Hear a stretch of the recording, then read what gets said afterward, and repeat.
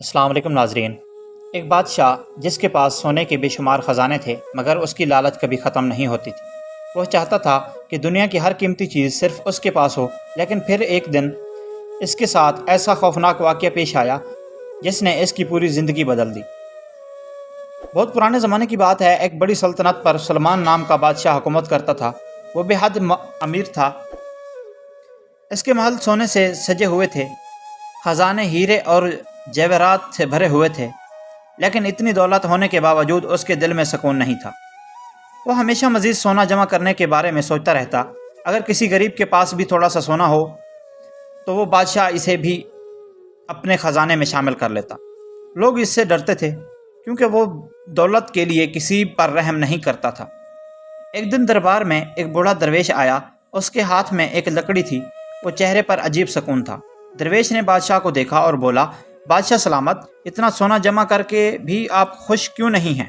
بادشاہ ہنسنے لگا۔ وہ غرور سے بولا، کیونکہ میں دنیا کا سب سے امیر انسان بننا چاہتا ہوں۔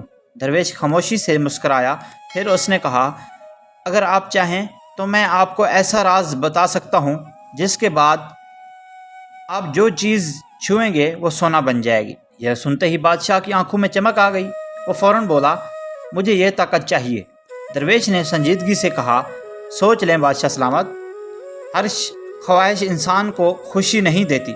لیکن بادشاہ اپنی لالچ میں اندھا ہو چکا تھا۔ اس نے درویش کی بات نظر انداز کر دی۔ درویش نے آسماں کی طرف دیکھا اور آہستہ سے کہا، ٹھیک ہے، کل سورج نکلنے کے بعد آپ جس چیز کو ہاتھ لگائیں گے وہ سونا بن جائے گی۔ یہ کہہ کر درویش وہاں سے چلا گیا۔ اگلی صبح بادشاہ بے چینی سے اٹھا۔ اس نے جیسے ہی اپنے بستر کو ہاتھ لگایا وہ خالص سونا بن گیا۔ بادشاہ خوشی سے پاگل ہو گیا۔ وہ محل میں بھاگنے لگا۔ کرسی کو چھوا، وہ سونا بن گئی۔ دروازے کو چھوا، وہ سونا بن گیا۔ پورا محل سونے سے چمکنے لگا۔ بادشاہ زور زور سے ہنسنے لگا، اب میں دنیا کا سب سے طاقتور انسان ہوں۔ لیکن کچھ دیر بعد اسے بھوک محسوس ہوئی۔ نوکروں نے کھانا لا کر سامنے رکھا۔ جیسے ہی بادشاہ نے روٹی کا ہاتھ لگایا وہ بھی سونا بن گئی۔ پانی کا گلاس اٹھایا، وہ بھی سونا بن گیا۔ اب بادشاہ کے چہرے سے خوشی غائب ہونے لگی۔ اسے پہلی بار اپنی غلطی کا احساس ہوا۔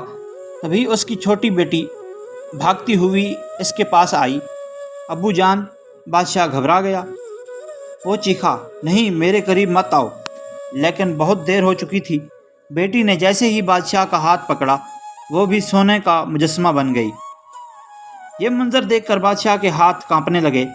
وہ زمین پر گر پڑا اور زور زور سے رونے لگا، یا اللہ، مجھے میرا سونا نہیں چاہیے، بس میری بیٹی واپس دے دو۔ اچانک اسی وقت وہ بوڑھا درویش دوبارہ دربار میں آیا۔ وہ آہستہ سے بولا، بادشاہ سلامت، میں نے پہلے ہی کہا تھا ہر خواہش خوشی نہیں دیتی۔ بادشاہ روتے ہوئے اس کے قدموں میں گر گیا، مجھے معاف کر دیں، میں نے لالچ میں آ کر سب کچھ کھو دیا۔ درویش نے پانی سے بھرا ایک پیالہ بادشاہ کو دیا اور بولا، یہ پانی اپنے ہاتھوں پر ڈالیں۔ بادشاہ نے فوراً ویسا ہی کیا۔ اچانک سونا دوبارہ عام چیزوں میں بدلنے لگا اور اس کی بیٹی بھی دوبارہ زندہ ہو گئی۔ بادشاہ نے فوراً اپنی بیٹی کو گلے سے لگا لیا اور رونے لگا۔ اس دن کے بعد بادشاہ مکمل بدل گیا۔ اب وہ غریبوں کی مدد کرتا، بھوکوں کو کھانا کھلاتا اور کبھی دولت پر غرور نہیں کرتا، کیونکہ اسے سمجھ آ چکا تھا دنیا کے سب سے قیمتی خزانہ سونا نہیں بلکہ اپنے لوگ ہوتے ہیں۔ اس کہانی سے ہمیں سبق یہ ملتا ہے، لالچ انسان سے اس کی خوشیاں چھین لیتی ہے اور دولت کبھی انسان کو سکون نہیں دے سکتی۔